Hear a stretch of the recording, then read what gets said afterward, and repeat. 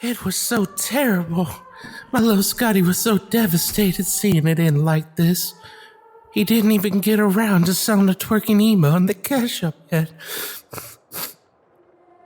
Thank you, Scott's mom, for those words. Dearly addicted. We are gathered here today to say our final goodbyes to an MMO we hardly knew. It looks like their party is over. Their player base is non-existent. The community goodwill has been burned down faster than a Tibetan monk in a protest. And yet, despite all this, Amazon keeps feeding us shit and calling it sugar. It was a fun ride, but the ride had to end at some point. But it didn't have to die so abruptly. You may be surprised to hear me say that. It really didn't have to die this way, but they damn well made sure that it did. And now the not-so-great beast that was New World lies before us as a bug-riddled, bloated corpse. It's time for us to figure out where it all went wrong.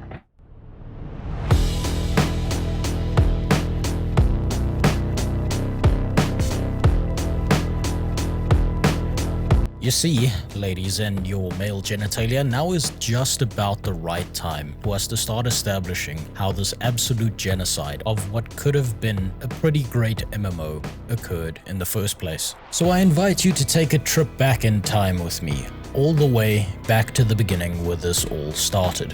TwitchCon, September 2016, the day New World was announced. But no, that's not the beginning. Only the beginning of the end. This all starts all the way back in 2009, when New World wasn't even a twinkle in a young Jeffy B's receding hairline, and Amazon had just begun hosting casual game content for people to download and play on their mobile phones. By 2010, they had their first hit. A new behemoth had entered the gaming arena, Airport Mania. A game that was so stunning and successful that it spawned a sequel, Airport Mania 2. But Rose, I hear you say, what in the double-dipped Kentucky Fried fuck does this have to do with New World? Well, these games and their successes right here were developed by Reflexive Entertainment, which was later absorbed into Amazon's all-consuming nebulous blob of monstrosities. But it tells us where their interest lied. 2D mobile games. A place where only the fairest, non-pay-to-win, player-prioritized, respectful of your time, non-time-gated, non-predatory, gambling-free, and ad-free games thrive. As the gaming community is very well aware of, the very thought of a microtransaction would cause a mobile game player to have a full-blown conniption. So it's fairly easy to see that Amazon were definitely in it for the passion of making video games from the very start. But, sarcasm aside, that doesn't mean the games are going to be bad, right? No one would care about these details as long as the game was good.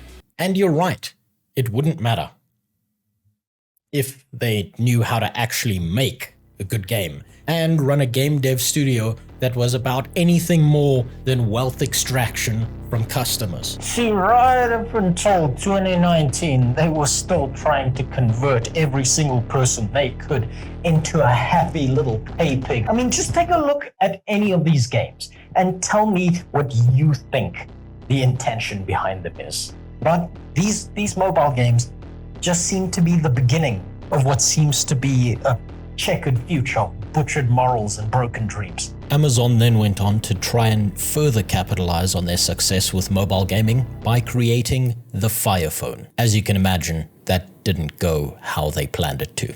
Sorry, Amazon, probably should have made an app. Then, after slinking back into the iOS store for a bit with a few more mobile game releases, they decided to switch up tactics. Amazon quickly developed a habit of parasiting itself onto the successes of external franchises, attempting to either ride them to the sea of money they were looking for, or into the dirt, with the latter being the more far common case. I mean really, Amazon, Jeremy Clarkson. The much-loved Dragon's Lair. Have you no shame? Oh, well, at least you learned that there's more platforms than phones that you can release games on. But for now, this is all just backstory. This gives us an idea of their intentions, their motives, their aspirations for the future. It doesn't really tell us where they're going and what exactly they did to New World. But we'll get there. You and I both know we will never get a full-out confession from Amazon. So let's move on.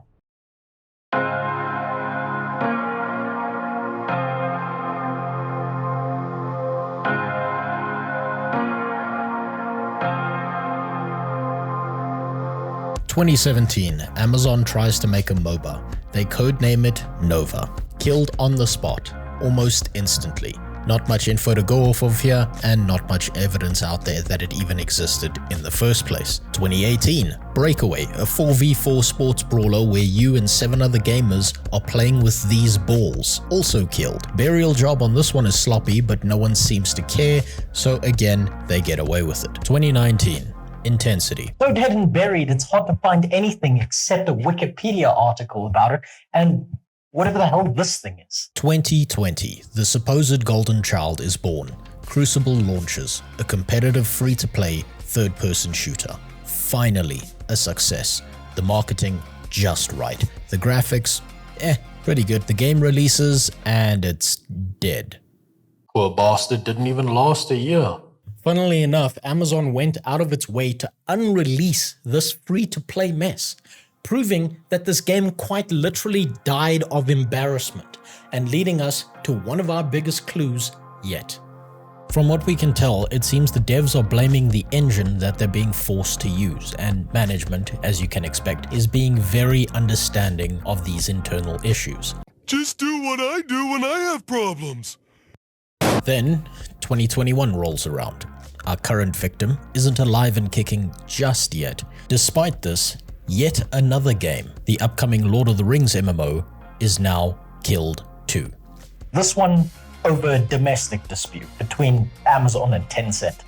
Right, so now we have the motive, we have the history of failures and abuse of overall game development practices, but what we need is a cause of death. Now, we can take a look at what exactly destroyed New World.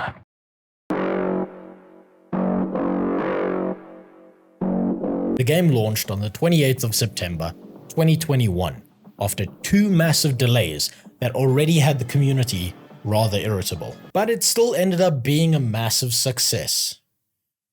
Just not for you. It's a pay once, play forever purchase, instead of being a subscription model, which has a few people concerned, but they plan to monetize long-term through the currently cosmetic-only cash shop. So all hope is not lost. Yet. Now, even with New World having launched in a state that made it feel worse to play than it did during the preview event that happened over a year prior to this, players are still flooding in to try out the game. The gameplay itself appears to have been updated to appeal to a wider and more casual audience, but in the worst possible way. Combat nuance was dumbed down, weapon abilities and variety were simplified, and gameplay loops were never improved upon, and were just far easier to execute than you would find in most other MMOs. But the server population sizes, or even the number of servers, weren't increased to match the player volumes of the near 1 million concurrent players that this game had been marketed to. And when they were, it was already too late. Most players ended up stuck in a 6-hour or longer queue for weeks after release. And this isn't the first rushed, more casual friendly change that has been made to the game. See, once upon a time, New World was meant to be a hardcore, full loot PvP game where you would have to establish your own settlements from scratch. Sounds pretty fun, right? Wrong. Try and take a look at this from Amazon's perspective. What fun is there in making some profit off your game if you don't make all the profit? Niche PvP audiences just aren't enough for that kind of massive return that they're looking for. So the game was retuned to be more theme park, but it doesn't have the PvE or PvP experiences it needs to keep up the facade for very long. And once people start hitting max level, they'll start to notice how empty the experience is. On top of that, since their initial focus was a hardcore type PvP game, they're now left in a state of limbo, with some elements being designed for a more hardcore experience like the non-centralized trading posts, while others lean very heavily casual like the combat or questing system. Both not enough to satisfy either type of player they were trying to court. Worse than that, people are quitting the game before even hitting level 60 because there is so much grind that it's just mind-numbing. Worse than that, and as pretty as she was, the game was riddled with bugs, and every time one was fixed, another 50 reared their ugly heads. Some players exploit these and don't get banned. Other players don't exploit these and do get banned.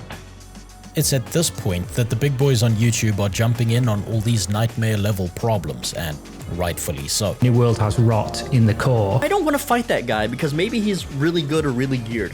Me and all my buddies, we can just mass report him. Seems Amazon's MMORPG New World is fundamentally broken. However, the game has had a bit of a few issues lately. All the while, the dev team scrambles to fix or at least cover up these in-game issues as much as possible.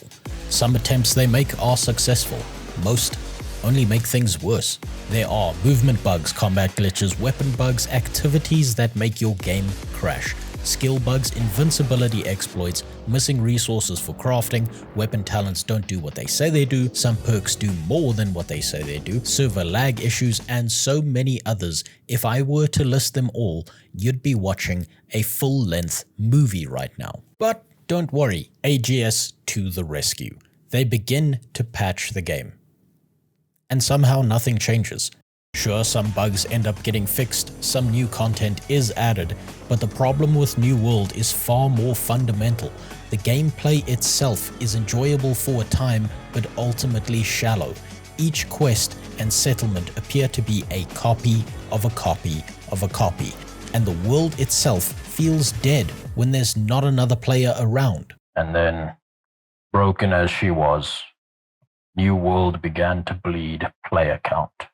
Not such a big deal, right? There's always a peak before a dip when it comes to the release of a new game, especially in MMOs. It'll stabilize, right? Well, alongside a vanishing player base, there's now a vanishing in-game economy as people realize that the game is deflationary in nature, meaning that there's more of New World's currency leaving its player-driven economy than entering it. You'd think that being owned by Amazon would mean that they would be rather adverse to the idea of taxation and losing money, but no, it appears they love it. There are so many gold sink taxation mechanics in-game that the only way to avoid it is to be homeless, never craft, and never use a trading post. And even then, you will still end up losing your gold to repair bills on your gear anyway. And then the duping begins. Some players realize that lag and other systems within New World are a spaghetti code disaster with plenty of client-side authority, and so begins the duplicating of gold, items, and whatever the hell else they can. Amazon's response to all this? No rollbacks. Get fucked. But at the very least, they did hotfix things very quickly by disabling every player's ability to trade or even use the trading post for days on end. And then, amazingly, after all that bad news, something good finally happens. We are blessed with our Lord and Savior, sausage.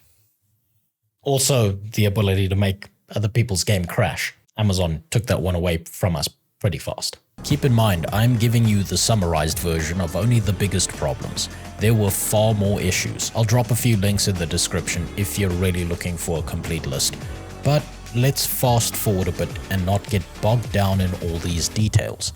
From this point onwards, it's just really more of the same. Eventually, player count across all servers was low enough or long enough that AGS attempted an emergency bypass. Player count had dropped so low across all servers that AGS began saving stranded players in empty worlds by merging servers together entirely. And in true New World fashion, this led to another wave of bugs, dupes, and issues causing even more people to quit. This is the point that I believe our dear New World well and truly left us. Many didn't want to believe it. I didn't want to believe it. But just because you don't want to believe something doesn't make it not true. Their spark of hope and dose of copium came too late. The AGS dev team were communicating with the community. They were taking an active role in patching the game, adding new weapons, and creating new, if sparse, playable content. But at this point, New World had already become a zombie game. Up and moving, but not really alive. And from here it's all downhill. More dupes, less players, and other wacky behavior from Amazon, including stealth patching and a sneaky increase to the game grind, like that was supposed to retain players somehow. Oh, but look at that. There is one part of this game that's been near pristine since launch. The in-game cash shop. But unlike Crucible, the game hasn't been unreleased yet. So what's the game looking like right now? An absolute fucking mess, to be honest.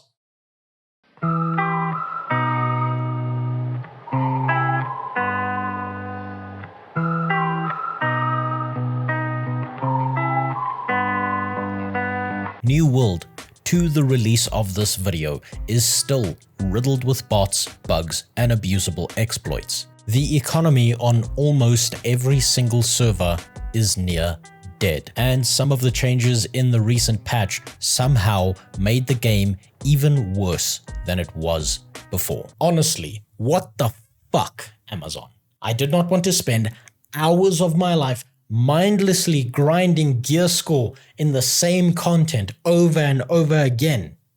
So instead, I mindlessly grinded gold instead to make up the difference. And then you go and fuck up the watermark system by nerfing the absolute shit out of any piece of gear that I might have bought off of the trading post, using my hard-earned gold anyway? If I wasn't gonna grind gear score in the first place, why the fuck would I go out of my way to do that right now? Not only that, but you went and screwed over the crafters by ensuring that even the harder to craft decent or worthwhile gear that could have been used in mutation dungeons or high-level PvP with that moronic gear score scaling mechanic. Crafting was quite literally the best thing your game had going for it. So how the fuck are you helping by destroying its utility in-game? Explain that. Then on top of that, you went and fucked any solo player to absolute death by forcing them into mutated dungeons. Because, at least right now, there's absolutely no other way to progress in the game aside from doing those. I mean, I'm even someone who likes the mutated dungeons, and I think it's borderline pants on head retarded that you went out of your way to do that. That there's no other way to progress in this game or keep up with those who do that specific piece of content. How pusillanimous and moronic do you have to be to think that bottlenecking each and every player through the same system wouldn't cause more people to instead piss off for good? And let's not even get started on what the gear score now does to the PvP of the game. Hey, remember way back when you said that players of different levels would be able to fight each other and potentially win even though they were at a disadvantage? Yeah, so that was a fucking lie. If your gear score happens to be lower than your opponent's by even 10 or 15, well then guess what? Fight all you want, you will lose. You know, maybe the only update this game really needs now is an update to the fucking Amazon dev game employee uniform to match up with the rest of this goddamn clown world experience.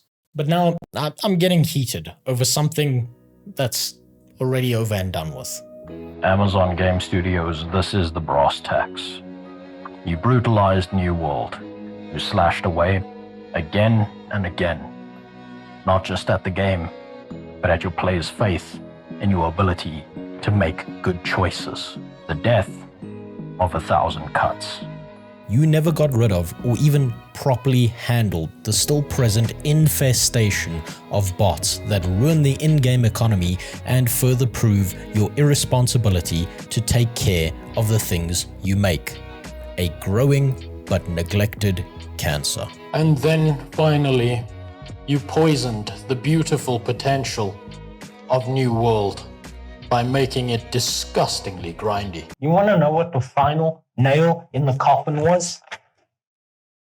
Lost Ark. It just had to exist. But then, who within Amazon is to blame for all these disgusting acts of MMO morbidity?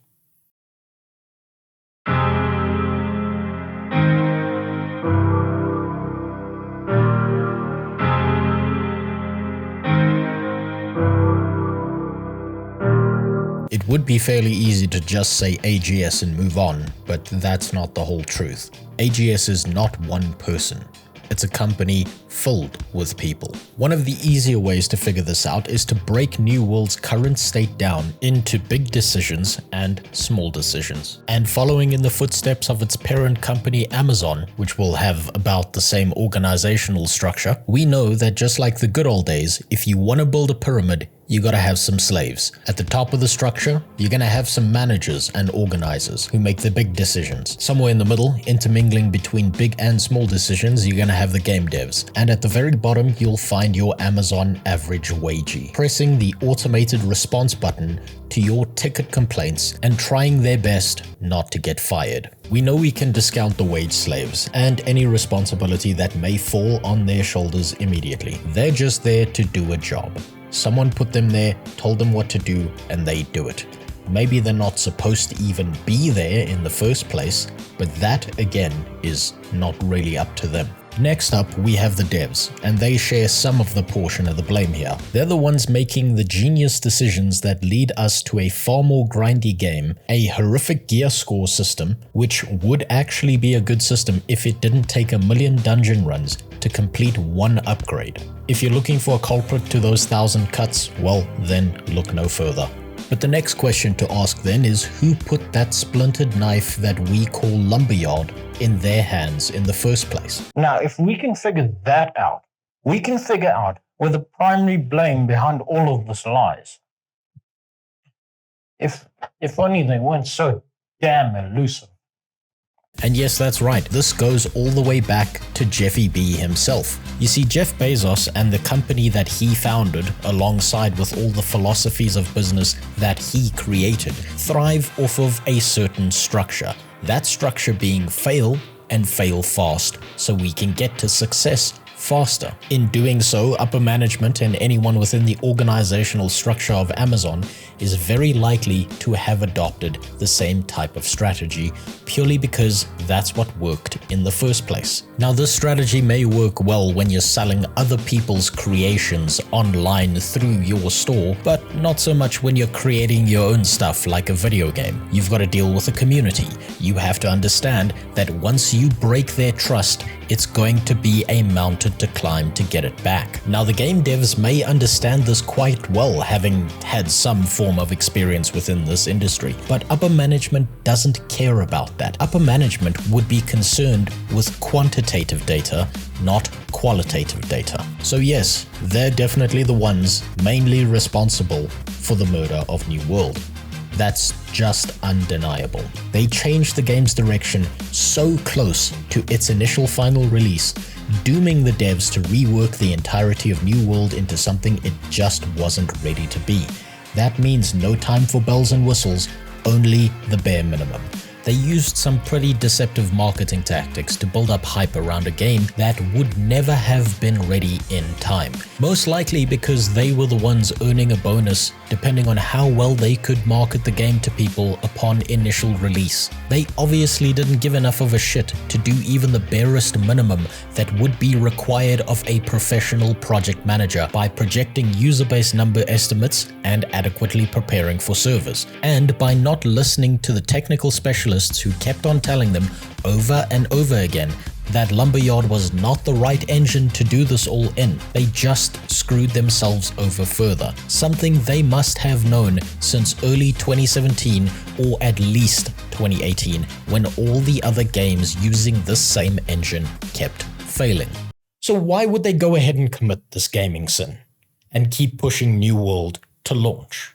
The answer is rather simple. Amazon really needed a win in the gaming sector. Also money.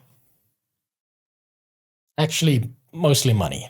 See, here's the problem with a company like Amazon trying to do something creative and passionate.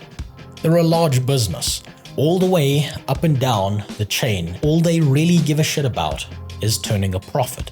Do you think that even for a second, one of the higher ups of AGS went out of their way to properly playtest any of these butchered games for more than 2 minutes? I mean, be honest. Do you really think that someone like Mike Frazzini, a founder of AGS, who is used to working with books, who's been accused of the sloppiest, most abusive gaming industry practices out there, even knows how to open Steam by himself? And to further make my point about how disconnected he and probably other higher ups are from what's actually going on in the video game industry, he hired EA executives to work at AGS.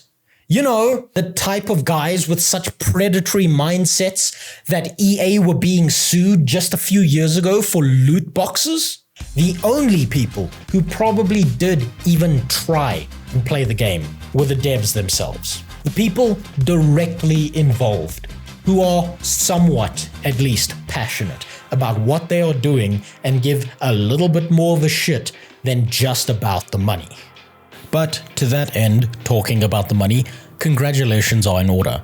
New World was a massive success for everyone involved except the players and anyone who genuinely cared about this game outside of some form of money-making capacity. So that about ties this all up in a neat little bow. We've got the motive, we've got the history, we've got the evidence of abuse, we've got what led us to this point, and finally, we have the culprits. At this point, I'd say it's probably time to lay this battered and broken victim to rest. That it's time the culprits involved in these crimes were forced to face up to the responsibility of their actions. But, sorry kid, that's just not the kind of world we live in. And so here lies the body of the mangled and mistreated game we once knew as New World. The world will keep spinning. New MMOs will blossom and die. Some will enter the holy gates of legend, and other the gates of pay to win. And all we'll have to remember our dearly departed New World by is an open grave that we once called a mildly above average game with really good graphics. But this might not be the end of our dearest friend just yet. See, we might not live in a world with much justice, but we do live in a world with necromancy.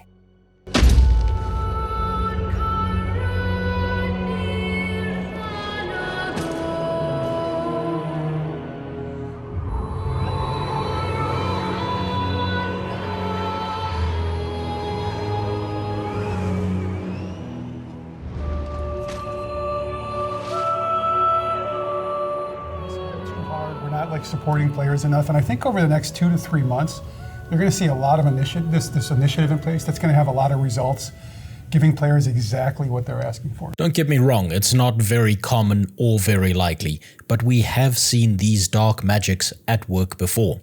Sean Murray with No Man's Sky, Yoshi P with Final Fantasy. Hell, Microsoft might even have a few dark sorcerers of their own who can bring WoW back. So there is a very small chance that New World may rise from the grave, shake off the filth of the grind, eyes newly glimmering with a hint of fun gameplay that matches up to the visuals. But until that day, which may never come, you'll find me right here talking about MMOs, and maybe now and then making a video about a now dead game. As always, a big thank to my subscribers, both old and new. And a special thank to Wojtek Gabrieli. That's right, I'm gonna start pronouncing your name right because, well, the joke was missed. And now it's just getting old and sad. More importantly, he gets to watch this video earlier than any of you for wasting his money on me. Hope you enjoyed. Let me know what you think about the murder of New World in the comments below. More content soon.